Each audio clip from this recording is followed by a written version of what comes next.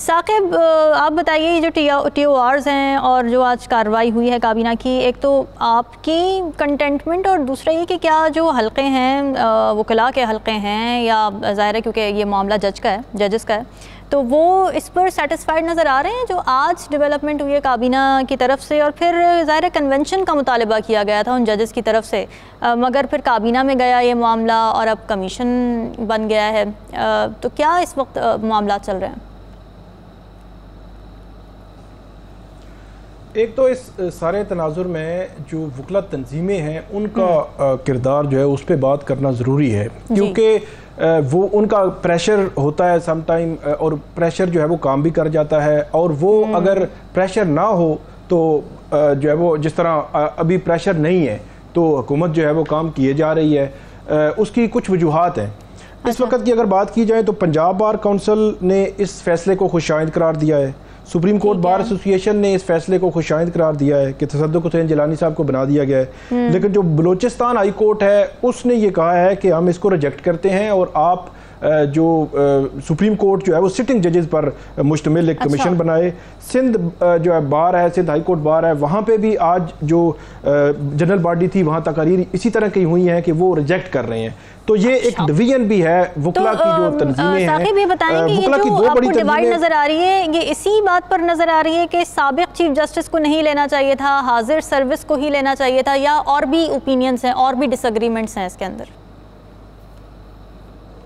नहीं, डिवीजन बुनियादी पॉइंट पे नजर आ रही है कि जो डिवीजन सिंध और बलूचिस्तान से जो आवाज आई है वो ये कह रहे हैं कि ये जो रिटायर्ड जज की सरबराही में कमीशन है यही नहीं बल्कि आप सिटिंग जज की सरबराही में कमीशन बनाए, या ये है कि सुप्रीम कोर्ट खुद इस मैटर को आज खुद नोटिस लेकर जो है वो सुने। तो ये जो डिवीजन एक और इसकी वजह भी है। सुप्रीम कोर्ट बार एसोसिएशन के जो सदर है या मेजॉरिटी है, या पाकिस्तान बार काउंसिल में जो मेजॉरिटी है वकला की, वो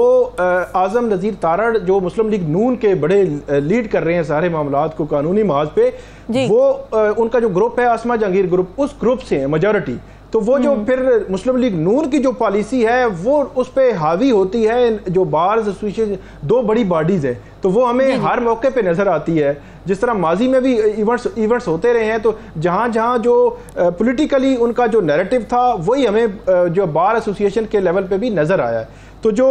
दूसरे सूबों की बार एसोसिएशन है उनका मौका मुख्तलिफ है। इसके अलावा जो इंक्वायरी कमीशन के हवाले से वफाकी हुकूमत ने जो मौक़िफ़ लिया है, ये मेरा ख्याल में इसको मज़ीद उसने गंभीर सूरत हाल में डाल दिया है। इससे पहले ही ये पॉइंट सामने आ रहा था कि जो जजेज़ हैं उन्होंने अपने ख़त में ये लिखा है कि ये सुप्रीम जुडिशल काउंसिल ये चेक करे कि जो एग्जेक्टिव है, एग्जेक्टिव का मतलब हुकूमत है, एग्जेक्टिव हेड है शहबाज शरीफ साहब, तो जो एग्जेक्टिव है क्या उसकी कोई ऐसी पॉलिसी तो नहीं है कि वो इस्तेमाल करके तो उसके बाद मुदाखलत करके जुडिशल प्रोसीडिंग में कोई फ़ायदा लेना चाह रही है, कि ऐसी कोई पॉलिसी तो नहीं है। उनका इतराज़ तो पहले ही था।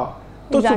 सुप्रीम कोर्ट की फुल कोर्ट थी, उन्होंने वज़ीर-ए-आज़म से मुशावरत करके मामला उधर भेजा और उन्होंने कमीशन बनाने के साथ अपनी फाइंडिंग भी दे दी। उन्होंने कहा जी ये मुस्तरद करते हैं और हम इसकी नफी करते हैं और नामुनासिब जो है वो करार दिया है। चाह जाए कि वफाकी हुकूमत इंतजार करती कि ठीक है, इससे पहले भी क्योंकि इस पे बड़ा इतराज आ रहा है तो इसको ठीक है, उसको इन्वेस्टिगेट करने दें, तहकीकात करने दें, और वो तहकीकात करके जो भी फाइंडिंग दें वो जिस तरह, क्योंकि कल जो सुप्रीम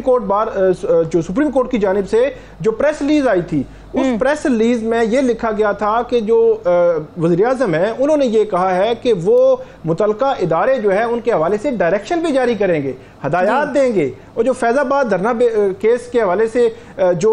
था एक मैकेनिज्म बनाने का फार्मूला था, उस फार्मूले में तकरीबन 7-8 किस्म की डायरेक्शंस हैं। उनमें नंबर 1 डायरेक्शन यही है कि एक इदारा दूसरे में मुदाखलत नहीं करेगा और इसको इंश्योर करेगी जो फेडरल गवर्नमेंट है। तो मेरा ये ख्याल है कि वो जो पार्ट है एक तो वो मिसिंग है इस पूरे सिनेरियो में, दूसरा जो हुकूमत ने काम किया है मेरा ख्याल में इसको मुतनाज़ा बनाया। और आखिरी बात मैं कर दूं यहाँ पे कि ये चीज़ मेरा ये ख्याल है कि जो कमीशन है ये मामला यहाँ पे रोकेगा नहीं। एक जो है वो वकला की जो बॉडीज़ हैं मुख्तलिफ, जिस तरह सिंध बार की मैंने बात की, इस तरह बलूचिस्तान की, वो जो इस किस्म की डिमांड जो है वो ला रहे हैं, एक पॉसिबिलिटी मौजूद है कि वो इस नोटिफिकेशन को ही सुप्रीम कोर्ट में चैलेंज कर दें कि ये ठीक नहीं है, आप जो है वो खुद इसकी इन्वेस्टिगेशन करें। जी, एक नया कानूनी महाज जो है शुरू हो सकता है कि ये जो है बिल्कुल जो है वो मामला यहीं पर रुकेगा नहीं। ऐसे जो है वो तनाजुर भी मौजूद है, कुछ इन्फॉर्मेशन भी मेरे पास है कि ये मामला आइंदा हफ्ते हफ्ते सुप्रीम कोर्ट में चैलेंज भी हो सकता है। साकिब, आप अडियाला के चक्कर लगाते रहते हैं, तो ये बताएं कि खान साहब के क्या तासुरात हैं इस मीटिंग को लेकर? असल में वहाँ पे मुख्तलिफ लोग जाते हैं, कभी जो सियासी इनके बैकग्राउंड के लोग हैं वो जाते हैं, ज़्यादातर वकला जाते हैं। मुझे ऐसे लगता है कि जैसे उनके पास इंफॉर्मेशन कभी पहुंचती है और कभी नहीं पहुंचती, और इस किस्म की एक कन्फ्यूजन जो है वो बरकरार रहती है। इस वक्त अगर ओवरऑल बात की जाए तो पीटीआई में दो महाज हैं, एक सियासी महाज है और एक कानूनी महाज है। जो वकला हैं वो कानूनी महाज के लिए जो है वो थे, और जब सियासी लोग सारे जो है वो रुपोश थे तो ये फ्रंट लाइन पे खेलते रहे हैं, ये एक फैक्ट है। पिछले तकरीबन 6 महीने इलेक्शन से पहले 6 महीने कोई भी पॉलिटिकल लीडर इनका फ्रंट पे नहीं था, और ये वकील ही थे जो मुख्तलिफ जगहों पे अपनी अपनी प्रेजेंस शो करके पार्टी को किसी न किसी तरह उन्होंने जिंदा रखा। अब मामला जो है ये हो चुका है कि जब इलेक्शन के बाद एक सूबे में हुकूमत आ गई, आप मरकज़ में भी बैठ गए, पंजाब में भी मौजूद हैं, तो एक पॉलिटिकल एक पूरा सिनेरियो बन चुका है। तो जो पीटीआई के अंदर जो सियासी लोग हैं, सियासी बैकग्राउंड के, असद कैसर वगैरह वगैरह, तो ये लोग चाहते हैं कि सियासी सारे फैसले हम करें और हम मुशावरत करें इमरान खान साहब से, और उसके बाद हम फैसले करें। और जो वकील हैं ये सिर्फ कानूनी माल संभाल के रखें। तो जो वकील हैं वो ये कहते हैं कि पिछले 6 मंथ तो आप थे नहीं, जो मुश्किल वक्त था, तो वो अलग से एक बैरिस्टर गौहर चेयरमैन है। इसी तरह शेर अफजल मरवत जो है वो उनका वो अपने अंदर पूरी पार्टी लिए बैठे हैं, वो आए रोज उनकी जो कोर कमेटी है वहाँ पे इख्तलाफात होते हैं, पार्टी डिसीजन समटाइम और होता है, बाहर आके उनको बात कर देते हैं, फिर पूरी पार्टी उसकी नोटिस चाह रहे होते हैं, पूरी पार्टी तरदीद कर रही होती है। फिर कल ये खबर आई है कि जो अलीमा खान है उनकी पार्टी में मुदाखलत को रोका है, मतलब जो बानी पीटीआई है उन्होंने रोक दिया है कि आप जो है इस मामले में मुदाखलत ना करें। तो ओवरऑल अगर इसका जायजा लिया जाए तो इस वक्त क़यादत का फुकदान है कि कोई पॉलिसी का तसलसल नहीं है, क़यादत नहीं है,